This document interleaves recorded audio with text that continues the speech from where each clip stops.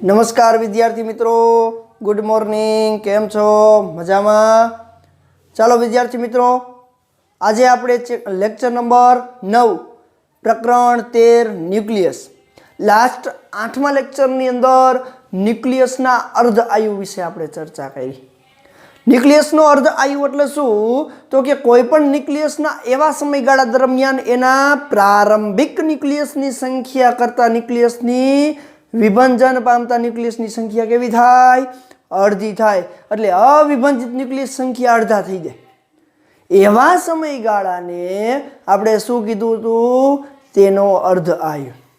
आजे आपणे वात करवी छे के आवा न्यूक्लियसनो खरेखर जीवनकाळ केटलुं होय, ए क्यां सुधी आ विभंजन दर आगळ वधारी शके, એટલે કે એનો સરેરાશ જીવનકાળ।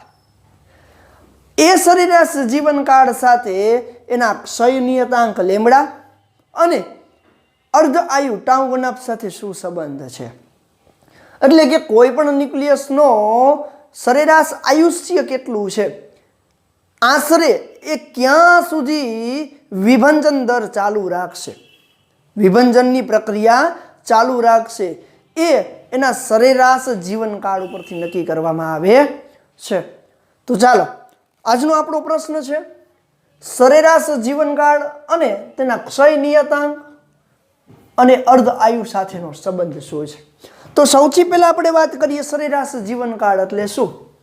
તો સરેરાશ જીવનકાળ એટલે કોઈ પણ ન્યુક્લિયસ છે, રેડિયોએક્ટિવ નમૂનો છે, એ જે સરેરાશ સમય માટે કોઈ પણ રેડિયોએક્ટિવ તત્વ છે એ જે સરેરાશ સમયગાળાની અંદર એની ન્યુક્લિયસનું અસ્તિત્વ ધરાવતો હોય, જે સરેરાશ સમયગાળામાં એના ન્યુક્લિયસનું અસ્તિત્વ ધરાવતો હોય એ સમયગાળાને એનું સરેરાશ જીવનકાળ કહે છે। તો કે રેડિયોએક્ટિવ તત્વ અથવા રેડિયોએક્ટિવ નમૂનો, રેડિયોએક્ટિવ નમૂનામાં જે સરેરાશ સમયગાળામાં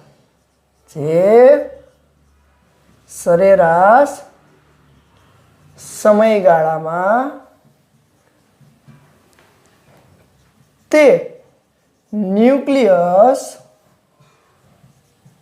અસ્તિત્વ ધરાવતું હોય, અસ્તિત્વ એટલે એની જીવંત હોય, અસ્તિત્વ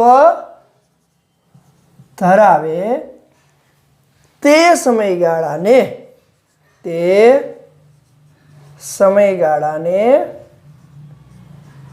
તેનો સરેરાશ જીવનકાળ કહે છે। સરેરાશ જીવનકાળ જેને ટાઉ વડે દર્શાવાય અથવા તો ટી વડે દર્શાવાય કહે છે।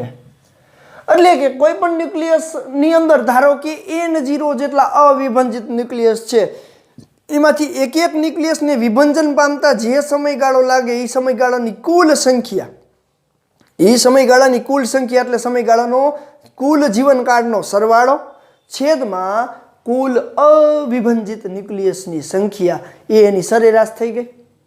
તો ઇન શોર્ટ અને સ્વીટમાં લખવું હોય તો અહીંયા લખી શકાય કે અથવા સરેરાશ જીવનકાળ એટલે શું? તો સરેરાશ જીવનકાળ T = અથવા તો ટાઉ = બધા ન્યુક્લિયસનો કુલ જીવનકાળનો સરવાળો, બધા ન્યુક્લિયસોનો કુલ જીવનકાળ નો સરવાળો છેદમાં કુલ ન્યુક્લિયસની સંખ્યા, કુલ જેટલા પણ ન્યુક્લિયસ હોય એ ન્યુક્લિયસની સંખ્યા। તો પ્રશ્ન એવો થાય કે એક એક ન્યુક્લિયસનું જીવનકાળ એટલે શું? તો કે એક ન્યુક્લિયસને વિભંજન પામવા લાગતો સમય, બીજા ન્યુક્લિયસને વિભંજન પામવા લાગતો સમય, એવા કુલ સમયનો સરેરાશ એટલે કે કુલ જીવનકાળનો સરવાળો છેદમાં એના કેટલા પણ વિભંજન પામેલા છે એ ન્યુક્લિયસની કુલ સંખ્યા। તો આપણે ધારી લઈએ છીએ, આપણે આગળ ખબર જ છે કે હાલો ચાલો ધારો કે ટી બરાબર 0 સમયે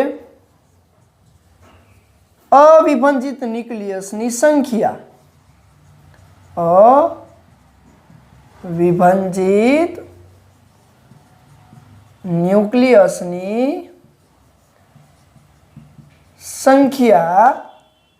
n0 છે, એટલે કે n બરાબર n0 છે।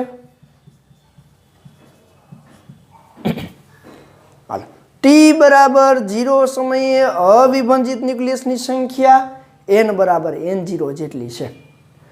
તો એના પછીના ટી સમયે વિભાજન પામતા ન્યુક્લિયસની સંખ્યા લખવી હોય તો કે ટી બરાબર ટી સમયે વિભાજિત ન્યુક્લિયસની સંખ્યા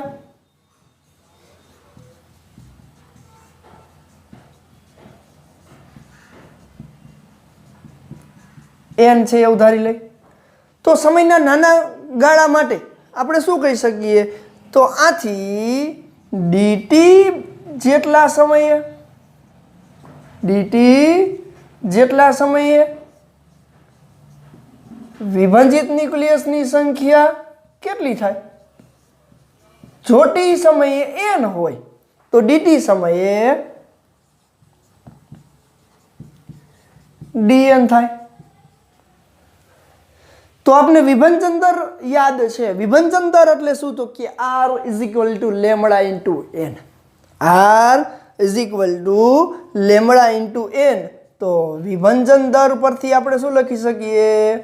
વિભાજન દર r = લેમ્બડા * n, જ્યાં r ની જગ્યાએ શું લખી શકું?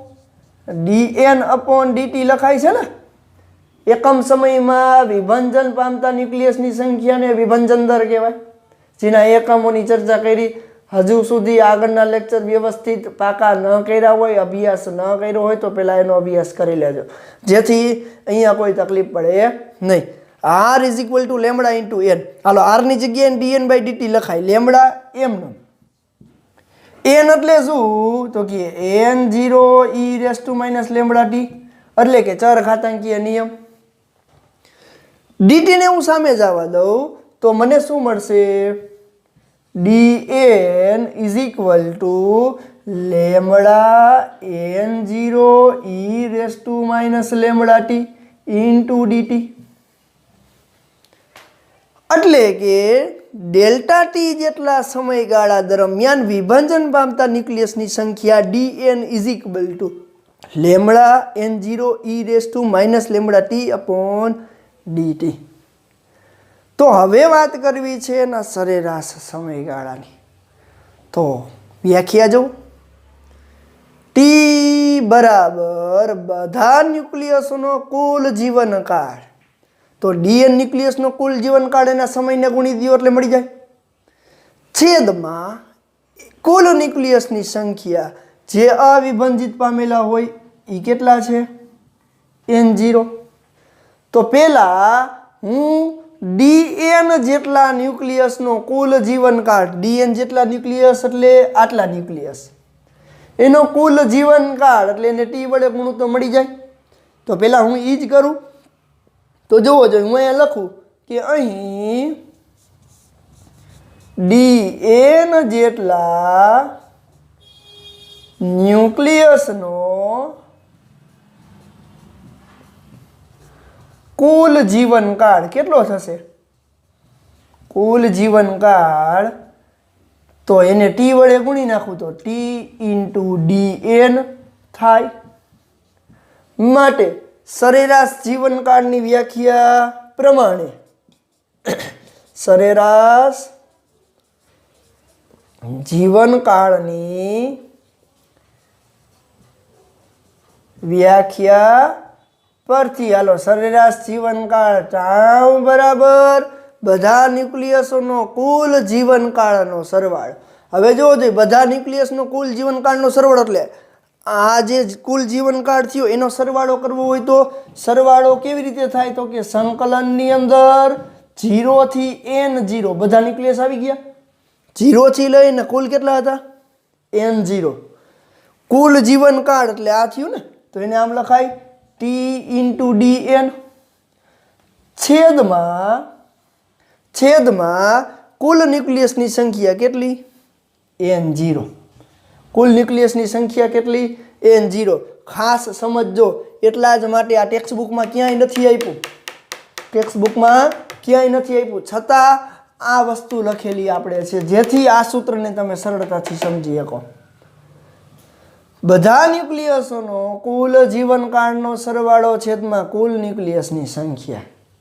જોજો આ એટલા માટે આટલું બધું ડિટેલમાં લઉં છું કે જેથી નીટવાળા વિદ્યાર્થીઓ અને બોર્ડના વિદ્યાર્થીઓને જે દાખલા ગણવામાં તકલીફ પડે છે ને એવા સમયે કયા ન્યુક્લિયસની સંખ્યા કેવા સમયગાળામાં કેવી રીતે લેવી ને એ સમજાતી નથી।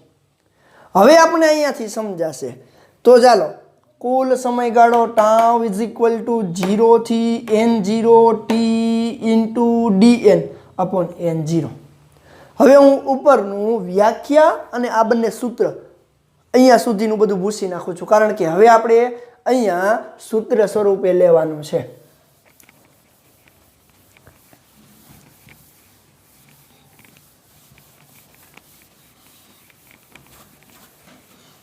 ચાલો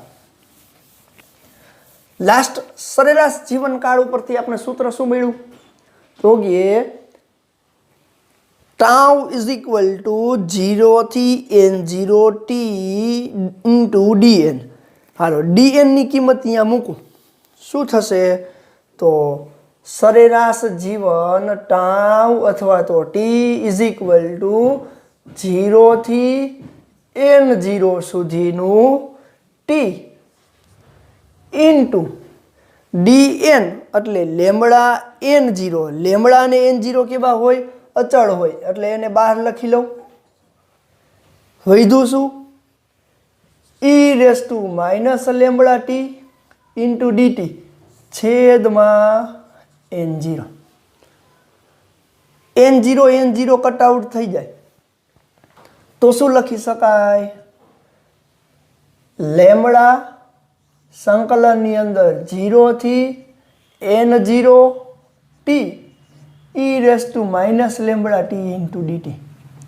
હવે જો આનું સંકલન છે ને એ ખંડોશ સંકલન એકનું સંકલન બીજા સાથે અચળ પદ બીજાનું સંકલન પ્રથમ સાથે અચળ પદ આ રીતે એનું સંકલન થાય પણ સરેરાશ જીવનકાળ માટે એનું સંકલન ક્યાંથી ક્યાંનું કરવું પડશે તો કે 0 થી n0 જેટલા ન્યુક્લિયસની સંખ્યા પૈકી સમયગાળો 0 થી અનંત સુધી કરવો પડે।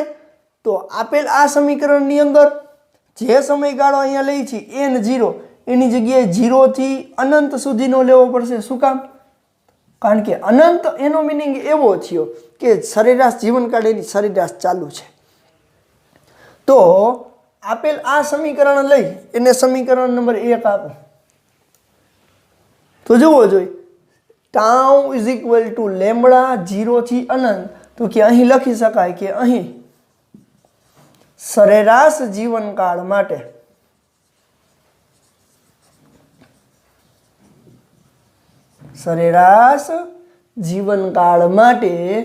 t = 0 સમયથી t = અનંત કારણ કે ક્યાં સુધી ચાલે છે એ નક્કી નથી t = અનંત સુધી નું સંકલન કરતા। હવે જુઓ આપણે અહીંયા મેથ્સ ભણતા નથી છતાં પણ મેં તમને જે લીથો મોકલેલો છે એ લીથાની અંદર આનું સંકલન કરીને બતાવેલું છે કઈ રીતે એનું સંકલન થાય છે પણ અહીંયા આપણે એના સંકલનનું કોઈ મહત્વ નથી અને ટેક્સ્ટ બુકમાં તો સાવ આપ્યું જ નથી। તો અહીંયા એના સંકલન સાથે કોઈ સંબંધ જ નથી એટલા માટે સમીકરણ 1 ની અંદર સંકલન કરતા કયું સમીકરણ મળે છે સીધું સમીકરણ આપણે લખશું। તો એટલા જ માટે મેં અહીંયા વાક્ય લખ્યું કે અહીં સરેરાશ જીવનકાળ માટે t = 0 થી t = ∞ સુધીનું સંકલન કરતા આપણને શું મળે તો કે સરેરાશ જીવનકાળ ટી ઇઝ ઇક્વલ ટુ 1/λ। તો સરેરાશ જીવનકાળનો ક્ષય નિયતાંક સાથેનો સંબંધ જો આનું સંકલન કરશો તો તમને પ્રશ્ન એવો થશે કે સર તમે સીધું લખી નાખ્યું, અમે લખો તો ચાલશે? પ્રશ્ન પૂછાય ત્યારે હા, કારણ કે આપણે ગણિત ભણતા નથી, આપણે ભૌતિક વિજ્ઞાન ભણીએ છીએ અને ટેક્સ્ટ બુકની અંદર આનો કોઈ ઉલ્લેખ છે નહીં, છતાં પણ મેં તમને લીથાની અંદર એનું સંકલન કરીને આપ્યું છે। અહીંયા સમયના અભાવે આપણે એનું સંકલન કરતા નથી અને એ જરૂરી પણ નથી, એટલે અત્યારે આપણે કરતા નથી। ચાલો હવે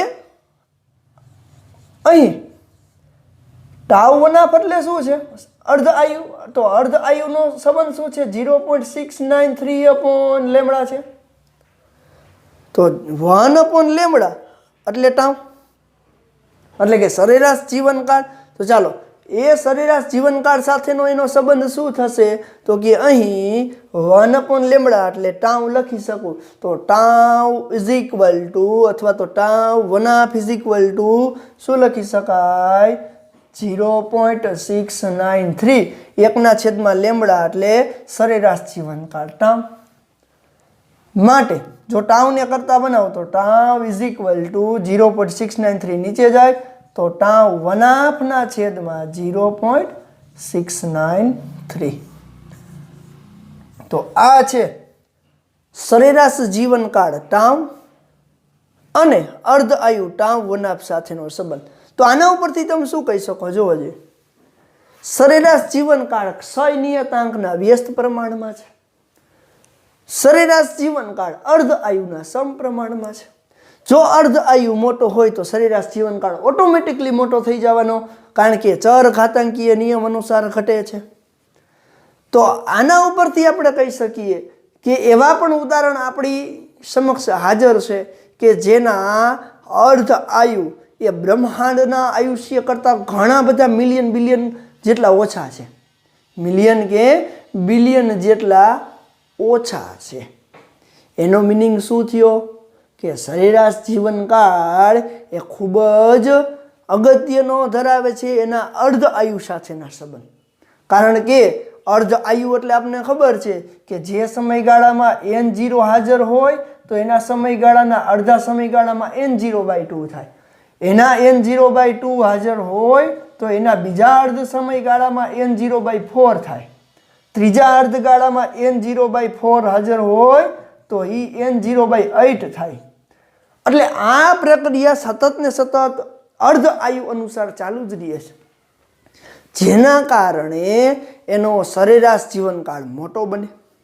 કારણ કે જો ટાઉ અનાફ મોટો હશે એટલે કે અર્ધ આયુ મોટો હશે તો એનો સરેરાશ જીવનકાળ ઓટોમેટિકલી મોટો થતો જશે। કે જેને જેવા ન્યુક્લિયસ કે જે ન્યુક્લિયસ રેડિયો ન્યુક્લિયસ છે કે જેની અંદર એનો અર્ધ આયુ મોટો છે, સાથે સાથે ક્ષય નિયતાંક નાનો હોય, ક્ષય નિયતાંક નાનો હોય, તો આવા ન્યુક્લિયસનો સરેરાશ જીવનકાળ મોટો, સરેરાશ જીવનકાળ મોટો એ કોને આભારી હોય? એના અર્ધ આયુને આભારી હોય। ઉદાહરણ તરીકે ટ્રિટિયમ છે કે પ્લુટોનિયમ છે, ટ્રિટિયમ છે કે પ્લુટોનિયમ છે એનો અર્ધ આયુ છે એ બ્રહ્માંડની ઉંમર કરતાં લગભગ 15 બિલિયન 1 બિલિયન એટલે 10 લાખ, તો 15 બિલિયન જેટલા વર્ષ કરતાં પણ અડધો અથવા તો ઘણો ઓછો છે। એનો મિનિંગ એવો થયો કે ટ્રિટિયમ અને પ્લુટોનિયમ છે એનો અર્ધ આયુ અથવા તો સરેરાશ જીવનકાળ ખૂબ જ ઓછો એટલે જેવું એની ઉત્પત્તિ થાય તરત જ એ નાશ પામે, એનો મિનિંગ એવો થયો ને, જેવી ઉત્પત્તિ તરત જ એવો એનો સરેરાશ જીવનકાળ ખૂબ જ ઓછો એટલે એનો નાશ પામે છે। તો આવા તો એવા ઘણા બધા ન્યુક્લિયસ છે કે જેની ઉત્પત્તિ થતાની સાથે એનો સરેરાશ જીવનકાળ પૂર્ણ થઈ જતો હોય, એવા તો ઘણા બધા ન્યુક્લિયસ છે। તો આ છે જે તે ન્યુક્લિયસનો સરેરાશ જીવનકાળનો તેના ક્ષય નિયતાંક અને અર્ધ આયુ સાથેનો સંબંધ।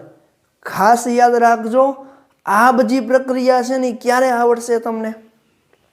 કે જ્યારે તમે આગળના બંને લેક્ચર્સ કે જેમાં આપણે માત્ર રેડિયો એક્ટિવિટી અને અર્ધ આયુ વિશે ભણ્યા છીએ અને એના વિભંજન દર વિશે, તો આગળના 3 પ્રશ્ન એટલા માટે અગત્યના ગણાય, જો એ તમને આવડતા હોય, એના સૂત્રનો સંબંધ તમને આવડતો હોય તો અને તો જ તમે આ સૂત્રને સમજી શકશો, નહીતર તમને આ સૂત્રને સમજવામાં થોડી કઠિનતા લાગશે. તો આ છે સરેરાશ જીવનકાળ અને એના ક્ષય નિયતાંક. ખાસ અગત્યનો પ્રશ્ન છે. આના દાખલા પણ થોડાક ટિપિકલ છે, પણ જો તમને આ સંબંધ આવડતો હોય છે તો એક પણ દાખલામાં તકલીફ પડશે નહીં. જોઈ લેજો વ્યવસ્થિત.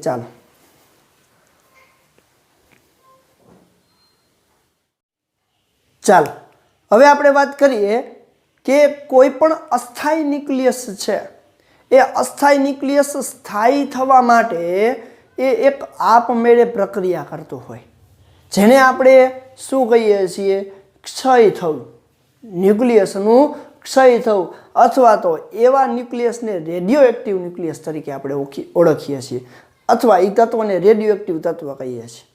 તો આવા રેડિયો એક્ટિવ તત્વ છે એ એક પ્રકારની ઉર્જાનું ઉત્સર્જન કરતા હોય, અને એ અવસ્થામાંથી બીજી અવસ્થામાં જવા માટે, એટલે કે અસ્થાયી અવસ્થામાંથી સ્થાયી અવસ્થામાં જાય એ દરમિયાન એના ન્યુક્લિયસનું વિભંજન થતું હોય. એટલે કે આપમેળે અથવા તો ઉર્જા આપતા એ નવા ન્યુક્લિયસમાં પરિણમે. તો એવી પ્રક્રિયા પરથી એક પહેલો પ્રશ્ન આજનો, એટલે કે આમ તો બીજો પ્રશ્ન પણ ક્ષય માટેનો પહેલો પ્રશ્ન. તો પ્રશ્ન છે આલ્ફા ક્ષય એટલે શું? તેની પ્રક્રિયા. આલ્ફા ક્ષય એટલે શું સમજાવો. તો પ્રશ્ન આપણને એવો થાય કે આલ્ફા શું છે? આલ્ફા ક્ષય એટલે વિભંજન, છૂટું પડવું. આલ્ફા ક્ષય એટલે શું સમજાવો. ચાલો, આલ્ફા ક્ષય એટલે શું? તો કે જે પ્રક્રિયામાં અસ્થાયી ન્યુક્લિયસ સ્થાયીપણું પ્રાપ્ત કરવા માટે આપમેળે શું કરે? આપમેળે નવા ન્યુક્લિયસમાં રૂપાંતરણ થાય, અને એ દરમિયાન જે કણનું ઉત્સર્જન કરે એને આલ્ફા કણનું ઉત્સર્જન કહે છે. એટલે કે જે પ્રક્રિયામાં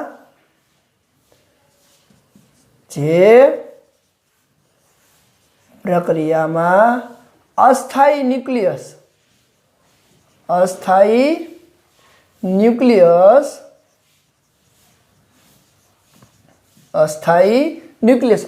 ન્યુક્લિયસ એટલે અનસ્ટેબલ, આપમેળે નવા ન્યુક્લિયસમાં રૂપાંતર પામે. આપમેળે નવા ન્યુક્લિયસમાં રૂપાંતર પામે. હાલ, જે પ્રક્રિયામાં અસ્થાયી ન્યુક્લિયસ આપમેળે નવા ન્યુક્લિયસમાં રૂપાંતર પામે તે દરમિયાન આલ્ફા કણનું ઉત્સર્જન કરે છે, જેને આલ્ફા ક્ષય કહે છે. તો આ આલ્ફા કણ શું છે? તો કે આલ્ફા કણ એક હિલિયમનો જ કણ છે. તો કે આલ્ફા કણ એ He2 નો ન્યુક્લિયસ જ છે, એટલે કે He2 જ છે. એટલે કે જે પ્રક્રિયા દરમિયાન જે રેડિયોન્યુક્લિયર તત્વ અસ્થાયી સંતુલનમાંથી સ્થાયી સંતુલનમાં જવાનો પ્રયત્ન કરે એ દરમિયાન એક હિલિયમનું ઉત્સર્જન કરે. એટલે કે જે ન્યુક્લિયસનું વિભંજન થાય છે એને જનક કહેવાય. જનક એટલે આપણને ખબર છે, જનક એટલે જણતું હોય, અને જનિત એટલે એમાંથી બનતું હોય. તો જે ન્યુક્લિયસનું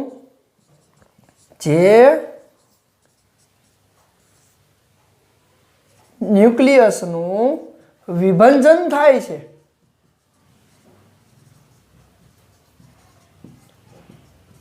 તેને જનક ન્યુક્લિયસ કહેવાય.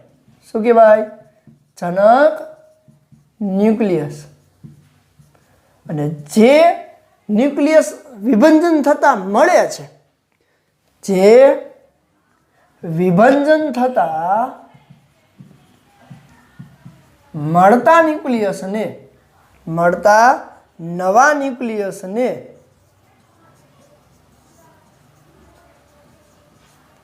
જનિત કહેવાય. જનિત એટલે જણેલો અથવા ઉત્પન્ન થયેલો.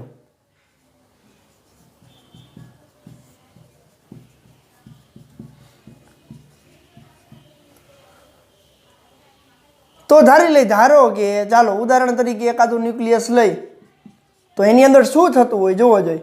ઉદાહરણ તરીકે એક એક્સ તત્વ છે, જે રેડિયો ન્યુક્લિયર તત્વ છે XZE, જે અસ્થાયી ન્યુક્લિયસ છે, એ સ્થાયીપણું પ્રાપ્ત કરવા માટે એક નવા ન્યુક્લિયસ એટલે કે હિલિયમ આલ્ફા કણનું એટલે કે He2 નું ઉત્સર્જન કરે છે. જે આલ્ફા કણ છે, આલ્ફા ક્ષય થાય છે, તો એમાંથી પરમાણુ ક્રમાંક કેટલા ઓછા થાય? 2. તો પરમાણુ ક્રમાંક 2 ઓછા થાય એટલે Z-2. પરમાણુ દળાંક કેટલા ઓછા થાય? 4 એટલે A-4 પ્લસ He2 એટલે એક આલ્ફા કણનું ઉત્સર્જન થયું પ્લસ Q જેટલી ઉષ્મા ઉર્જાનું ઉત્સર્જન અથવા તો વ્યય થયું એવું કહેવાય. એટલે કે ઉષ્મા ક્ષેપક પ્રક્રિયા પણ કહી શકાશે ને ઉષ્મા કેવી તો કે ઉષ્મા શોષક. એ ક્યારે ખબર પડે તો કે Q ધન હોય તો ઉષ્મા ક્ષેપક, Q ઋણ હોય તો ઉષ્મા આપવી પડે, ઉષ્મા શોષક પ્રક્રિયા થાય. એટલે કે એક આલ્ફા કણનું ઉત્સર્જન થાય એ દરમિયાન મૂળ એટલે કે જનક ન્યુક્લિયસમાંથી 2 પરમાણુ ક્રમાંક ઓછા થાય એટલે કે 2 પ્રોટોન ઓછા થાય અને 4 પરમાણુ દળાંક ઓછા થાય છે એટલે કે 4 ન્યુટ્રોનમાં ઘટાડો થાય છે. આટલું યાદ રાખજો, એકદમ સરળ પ્રક્રિયા છે. તો આઇન્સ્ટાઈનના સાપેક્ષવાદ અનુસાર કેટલી ઉષ્માનું ઉત્સર્જન થાય? તો સાપેક્ષવાદ અનુસાર એટલે કે દળ ઉર્જા સમતુલ્ય અનુસાર, હાલો ઉર્જાનું સૂત્ર અહીંયા ઉર્જાની જગ્યાએ Q છે, Q = E અથવા તો Q = Δmc² થાય. હાલો ડેલ્ટા એમ એટલે દળ ક્ષતિ. અહીંયા દળ ક્ષતિ એટલે શું તો કે કુલ દળમાંથી એના ઘટક કણોનું દળ બાદ, કુલ દળમાંથી એના ઘટક કણોનું દળ બાદ કુલ દળ એટલે અહીંયા શું છે? માસ of X minus mass of Y minus mass of alpha કણ ઇન્ટુ, જો આ ડેલ્ટા એમ થઈ ગયું દળ ક્ષતિ થઈ ગઈ ને, માસ ઓફ X માંથી એના ઘટક કણોના દળને બાદ કર્યું ઇન્ટુ c². તો આ આપણને શું આપે છે? ઉર્જા Q. અને આ ઉર્જાના અહીંયા તફાવતની વાત કરીએ તો ઉષ્મા ક્ષેપક પ્રક્રિયા ક્યારે થશે? જો આ ઉષ્મા આની અંદર જો ΔmX એટલે કે કુલ ન્યુક્લિયસ જે હતું એ ન્યુક્લિયસમાંથી એના ઘટક કણોના દળનો ઓછું હોય તો ધન મળવાનો. તો આપમેળે થતી પ્રક્રિયામાં અહીંયા ઉષ્માનું ઉત્સર્જન થતું હોય એટલે કે Q ધન મળે, કારણ કે આ તફાવત ધન મળશે, કારણ કે આ બંનેનો સરવાળો આના કરતાં ઓછો થાય ત્યારે જ ધન મળે ને.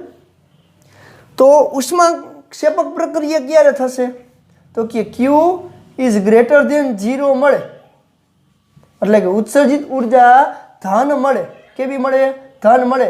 ત્યારે ઉષ્મા ક્ષેપક પ્રક્રિયા કહેવાય. શું કહેવાય? ઉષ્મા ક્ષેપક પ્રક્રિયા. જો આનું દળ એ આ બંનેના સરવાળા કરતાં ઓછું હોય તો Q = 0 મળે. Q = 0 મળે એટલે ઋણ મળે.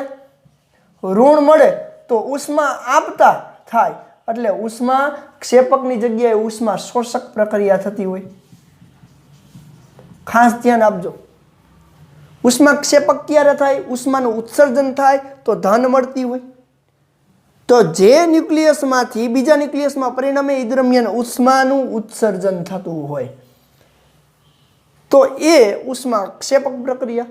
પણ એક ન્યુક્લિયસમાંથી બીજા ન્યુક્લિયસમાં પરિણમવા માટે બાહ્ય ઉર્જા આપવી પડતી હોય તો ઉષ્માનું શોષણ કરી અને પ્રક્રિયા થાય છે. ઉષ્માનું શોષણ કરી અને પ્રક્રિયા થતી હોય તો ઉષ્મા શોષક પ્રક્રિયા કહેવાય.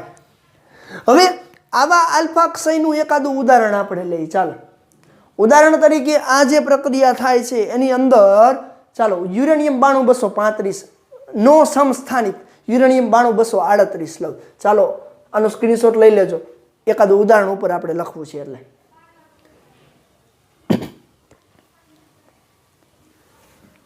હાલો આટલામાં સમય જશે. તો આવી આલ્ફા ક્ષયની પ્રક્રિયા એટલે કે એક આલ્ફા ક્ષય ઉત્સર્જિત થાય દરમિયાન ઘણી બધી ઉર્જાનું ઉત્સર્જન પણ થતું હોય અથવા ઉર્જા આપવી પણ પડતી હોય. એવા માટેનું એકાદું ઉદાહરણ લઈએ. ઉદાહરણ તરીકે યુરેનિયમ 92235 નો સમસ્થાનિક યુરેનિયમ 92238 જે અસ્થાયી ન્યુક્લિયસ છે. આવા અસ્થાયી ન્યુક્લિયસ સ્થાયીપણું પ્રાપ્ત કરવા માટે એક આલ્ફા કણનું એટલે કે He24 નું ઉત્સર્જન કરે છે અને ક્યુ જેટલી ઉષ્મા, કેટલી ઉષ્મા છે એ તાપ ન્યુક્લિયર સંલયન પ્રક્રિયાની અંદર આપણે જોશું, સોરી રેડિયો ન્યુક્લિયર પ્રક્રિયાની અંદર જોશું, રિએક્ટરની અંદર. તો જોવો જોઈએ એક આલ્ફા કણનું ઉત્સર્જન થયું. એક આલ્ફા કણનું ઉત્સર્જન થયું એટલે યુરેનિયમ 92 માંથી 2 પરમાણુ ક્રમાંક ઘટે. તો 2 પરમાણુ ક્રમાંક ઘટે એટલે થોરિયમ બને. તો યુરેનિયમ 90 થોરિયમ, કારણ કે થોરિયમનો પરમાણુ ક્રમાંક 90 છે. તો પરમાણુ દળાંક કેટલો વધશે? 4 જેટલો ઓછો થાય એટલે 234. તો આ એક એનું ઉદાહરણ છે કે આલ્ફા કણનું ક્ષય થાય. આલ્ફા ક્ષય થાય એટલે કે યુરેનિયમ 92235 જે અસ્થાયી છે 92235 નો સમસ્થાનિક 92238. 92238 અને 92239 એ ખૂબ જ વધારે રેડિયો એક્ટિવ તત્વ છે. યુરેનિયમ 92238 નું અસ્થાયીપણું દૂર કરવા એ એક આલ્ફા કણનો ક્ષય કરે છે અને નવું ન્યુક્લિયસ થોરિયમ 90234 બનાવે છે. અને ક્યુ જેટલી મિલિયન ઇલેક્ટ્રોન વોલ્ટની અંદર આ ઉર્જા હશે MEVમાં. કેટલી? MEVમાં મિલિયન ઇલેક્ટ્રોન વોલ્ટની અંદર ઉર્જાનું ઉત્સર્જન કરે છે અને એનું મૂલ્ય પણ ચોક્કસ છે જેની આપણે ચર્ચા આગળના લેક્ચર્સની અંદર કરશું. ચાલો, આલ્ફા ક્ષય 2 કે 3 માર્ક્સની અંદર પૂછાઈ ગયા છે, 2-3 વાર પ્રશ્ન, એટલા માટે અગત્યનો ગણાય અને MCQ માટે, દાખલા માટે અને બધા માટે આ અગત્યનો પ્રશ્ન કહી શકાય. પ્રક્રિયા પૂર્ણ કરો એની અંદર પણ પૂછાઈ શકે. ચાલો જોઈ લ્યો.